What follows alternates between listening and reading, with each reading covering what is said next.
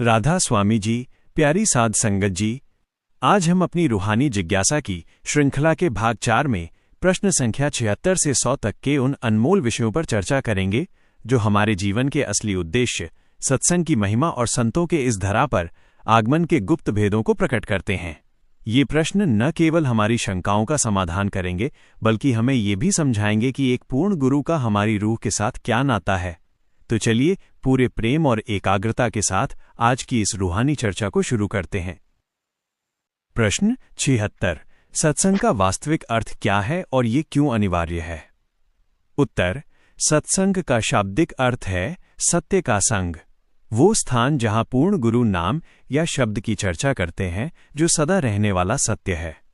ये अनिवार्य इसलिए है क्योंकि हमारा मन 24 घंटे संसार के विषयों में उलझा रहता है। जैसे एक गंदे बर्तन को बार बार मांजने से ही उसकी चमक वापस आती है, वैसे ही सत्संग हमारे मन पर चढ़ी हुई जन्मों जन्मों की विषय विकारों की गंदगी को साफ करता है। बिना सत्संग के विवेक, सही गलत की पहचान पैदा नहीं होता। प्रश्न 77। संत इस मृत्युलोक संसार में क्यों आते हैं? क्या वे भी हमारे जैसे ही जीव हैं? उत्तर: संत इस संसार में कोई सुख भोगने या माया इकट्ठी करने नहीं आते। वे यहाँ एक जेलर के समान नहीं, बल्कि एक मुक्तिदाता के रूप में आते हैं। हम सब जीवकाल की जेल में, कर्मों की बेड़ियों में बंधे हैं। संत वह महापुरुष हैं जिनकी रूह परमात्मा के साथ एक रूप हो चुकी है। वे दया करके मनुष्य चोला धारण करते हैं ताकि वे हमें अपनी भाषा में समझा सकें और हमें नाम की डोर पकड़वाकर वापस सचखंड, हमारे असली घर ले जा सकें। उनका आना केवल और केवल जीवों के उद्धार के लिए होता है। प्रश्न 78। सत्संग सुनते समय किन बातों का ध्यान रखना चाहिए ताकि उसका पूरा फल मिले? उत्तर: सत्संग का पूरा लाभ तभी मिलता है जब उसे सुरत, पूरी एकाग्रता के साथ सुना जाए। केवल शरीर से सत्संग में बैठना काफी नहीं है। यदि मन बाहर की बातों में घूम रहा है तो सत्संग का रंग नहीं चढ़ेगा। साधक को चाहिए कि वो एकांत भाव से दुनिया के फुरने छोड़कर गुरु के वचनों को अपने हृदय में बसाए। सत्संग केवल सुनने के लिए नहीं, बल्कि उस पर अमल करने के लिए होता है। जो वचन सत्संग में सुने जाएं, उन्हें सिमरन के समय याद कर मन को स्थिर करना चाहिए। प्रश्न 79। संत और दुनिया के विद्वानों या पंडितों में क्या मुख्य अंतर होता है? उत्तर: दुनिया के विद्वान या पंडित केवल किताबों और धर्म ग्रंथों की बातें करते हैं। वे केवल नक्शा दिखा सकते हैं। लेकिन संत वो हैं जो स्वयं उस रास्ते पर चलकर मंजिल परमात्मा तक पहुंच चुके हैं। विद्वान के पास सूचना होती है, जबकि संत के पास अनुभव और शक्ति होती है। संत किताबों की गवाही नहीं देते, बल्कि वे जो कहते हैं उसे स्वयं अंदर देख चुके होते हैं। उनकी दृष्टि में केवल बाहरी क्रियाकांड नहीं, बल्कि अंदरूनी शब्द की कमाई प्रधान होती है। प्रश्न 80। यदि मन सत्संग में न लगे या नींद आए तो क्या करना चाहिए? उत्तर: सत्संग में नींद या आलस्य आना काल और मन की एक बहुत बड़ी चाल है। जब जीव को रूहानी खुराक मिलने वाली होती है तो मन उसमें रुकावट डालता है। इससे बचने के लिए साधक को सत्संग से पहले हल्का भोजन करना चाहिए और पूरी सजगता के साथ बैठना चाहिए। यह समझना चाहिए कि ये समय बहुत कीमती है और गुरु साक्षात नाम की वर्षा कर रहे हैं। धीरे धीरे अभ्यास और वैराग्य से मन सत्संग में टिकने लगता है और उसमें एक ऐसा रस आने लगता है जिसके आगे संसार के सभी रस हैं। प्रश्न 81। संतों का रहन सहन कैसा होता है? क्या वे दूसरों के दान पर निर्भर रहते हैं? उत्तर: पूर्ण संतों की सबसे बड़ी पहचान यह है कि वे कभी किसी पर बोझ नहीं बनते। वे हक हलाल की कमाई यानी अपनी मेहनत की कमाई पर विश्वास रखते हैं। वे दुनिया को रास्ता दिखाने आते हैं, इसलिए वे स्वयं आदर्श जीवन जीते हैं। वे न तो किसी से दान लेते हैं और न ही अपनी पूजा करवाते हैं। उनका जीवन परोपकार के लिए होता है और वे सादगी की जीती जागती मिसाल होते हैं। प्रश्न 82। क्या संत हमारे प्रारब्ध किस्मत के लिखे को बदल सकते हैं? उत्तर: संत कुदरत के नियम को पूरी तरह नहीं तोड़ते, क्योंकि ये शरीर प्रारब्ध के आधार पर ही टिका है। लेकिन उनकी दया का ढंग निराला है। वे भजन सिमरन के बल से दुख की तीव्रता को कम कर देते हैं। जैसे यदि किसी के भाग्य में सूली चढ़ना लिखा हो तो संत अपनी दया मेहर से उसे केवल एक कांटे की चुभन में बदल देते हैं। वे जीव को अंदर से इतना मजबूत कर देते हैं कि बड़े से बड़ा दुख भी उसे विचलित नहीं कर पाता। प्रश्न 83। संत इस संसार में ऊंच नीच या जात पात को क्यों नहीं मानते? उत्तर: संतों की दृष्टि आध्यात्मिक होती है, शारीरिक नहीं। वे जानते हैं कि हर शरीर के अंदर वही एक रूह और वही एक परमात्मा का अंश मौजूद है। जैसे समुद्र की हर लहर में एक ही जल होता है, वैसे ही संतों के लिए सभी इंसान बराबर हैं। वे केवल रूह का कल्याण करने आते हैं, इसलिए उनके दरबार में जात पात या धर्म का कोई स्थान नहीं होता। प्रश्न 84। यदि गुरु शरीर छोड़ दें तो शिष्य को क्या करना चाहिए? उत्तर: गुरु कभी मरते नहीं, वे केवल शरीर बदलते हैं। गुरु का असली स्वरूप शब्द है, जो सदा शिष्य के साथ रहता है। जब गुरु चोला छोड़ते हैं तो शिष्य को उनकी दी हुई शिक्षाओं, नामदान पर और भी दृढ़ता से चलना चाहिए। गुरु की याद में सिमरन करना और उनके बताए मार्ग पर चलना ही सच्ची श्रद्धा है। गुरु की शक्ति उनके उत्तराधिकारी के माध्यम से कार्य करती रहती है। प्रश्न 85। संतों की निंदा करने वाले का क्या हश्र होता है?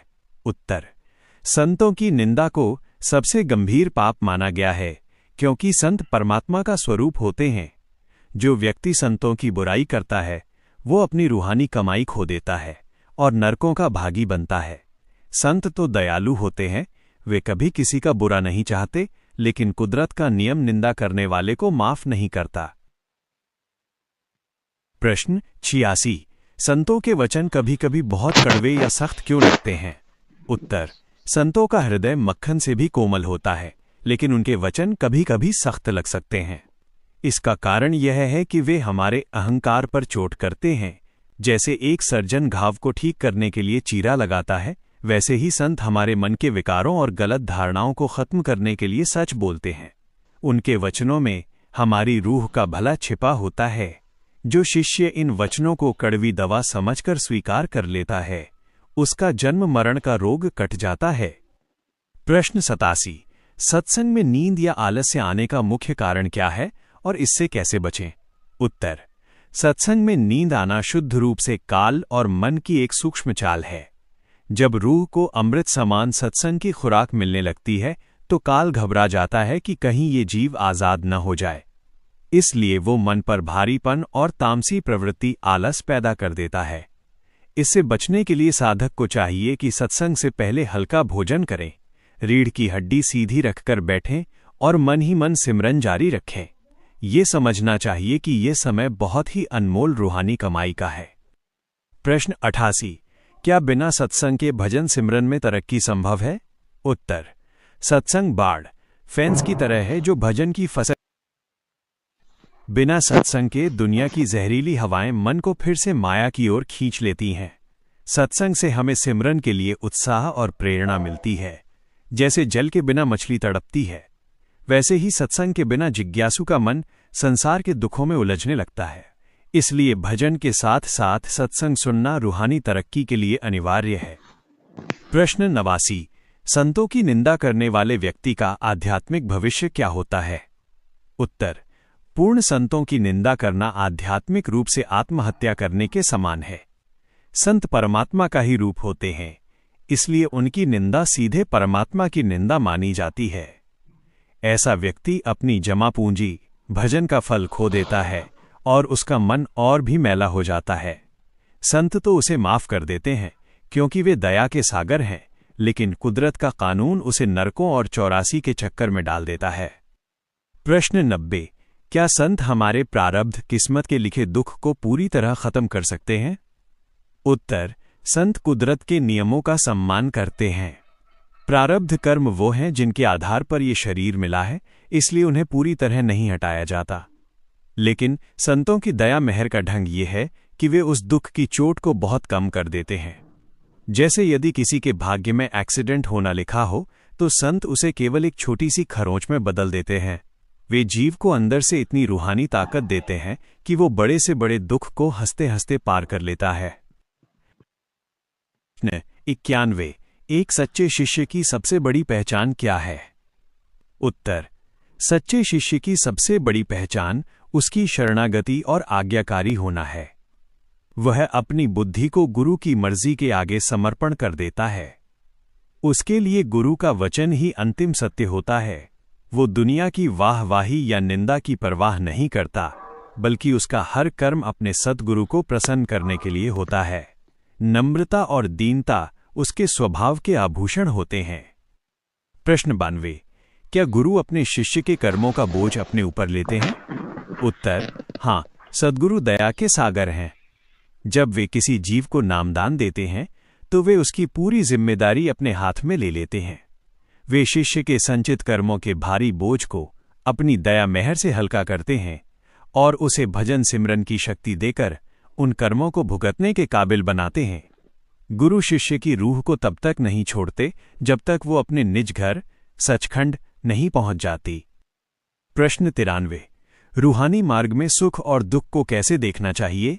उत्तर: संतों के अनुसार सुख और दुख दोनों ही प्रभु की रजा मर्जी हैं।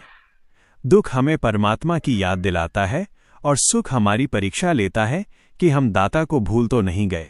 शिष्य को भाड़े में रहना सीखना चाहिए। दुख को कर्मों की सफाई समझना चाहिए और सुख में शुक्राना करना चाहिए। जब साधक दोनों स्थितियों में स्थिर रहता है तो उसका मन जल्दी अंतर्मुखी होता है। प्रश्न 94। गुरु और शिष्य का रिश्ता कब शुरू होता है और कब खत्म? उत्तर: यह रिश्ता केवल इस जन्म का नहीं बल्कि जन्मों जन्मों का है। गुरु शिष्य का संबंध नामदान के समय शुरू होता है और यह तब तक बना रहता है जब तक रूह परमात्मा में लीन नहीं हो जाती। यहाँ तक कि शरीर छोड़ने के बाद भी गुरु की शक्ति रूह के साथ रहती है और उसे अंदरूनी मंडलों में रास्ता दिखाती है। ये एक अमर रिश्ता है जो कभी खत्म नहीं होता। प्रश्न 95। प्रेम और मोह में क्या अंतर है? एक साधक को क्या अपनाना चाहिए? उत्तर: मोह हमें संसार और शरीर से बांधता है, जबकि प्रेम हमें आजाद करता है। गुरु से किया गया प्रेम रूहानी प्रेम है जो हमें परमात्मा की ओर ले जाता है। मोह में स्वार्थ होता है, लेकिन सच्चे प्रेम में केवल त्याग और सेवा की भावना होती है। साधक को संसार के मोह से निकलकर गुरु के प्रेम में रंगना चाहिए, क्योंकि यही प्रेम रूहानी तरक्की की असली चाबी है। प्रश्न 96। सिमरन के समय आने वाले फुरनों, बेफालतू के विचारों को कैसे रोकें? उत्तर: सिमरन के दौरान विचारों का आना मन की पुरानी आदत है। इससे घबराना नहीं चाहिए। जब आप सिमरन पर बैठें और मन बाहर भागे तो उसे जबरदस्ती रोकने के बजाय प्यार से वापस नाम शब्द पर लाएं। जैसे जैसे आपकी एकाग्रता बढ़ेगी और रूह तीसरे तिल पर टिकना शुरू करेगी, ये विचार अपने आप कम हो जाएंगे। याद रखें, सिमरन ही विचारों का एकमात्र इलाज है। अभ्यास को बीच में न छोड़ें, धीरे धीरे मन हार मान लेगा। प्रश्न 97। रूहानी मार्ग में सेवा का क्या महत्व है और इसे कैसे करना चाहिए? उत्तर: सेवा केवल शरीर से काम करना नहीं है, बल्कि ये अहंकार ईगो को मिटाने का एक तरीका है। सच्ची सेवा वह है जो बिना किसी नाम या फल की इच्छा के की जाए। जब हम संगत की सेवा करते हैं या गुरु के चरणों में झुकते हैं तो हमारा मैं भाव खत्म होता है। अहंकार के रहते शब्द प्रकट नहीं होता। इसलिए सेवा मन को कोमल बनाती है और रूह को नाम ग्रहण करने के काबिल बनाती है। प्रश्न 98।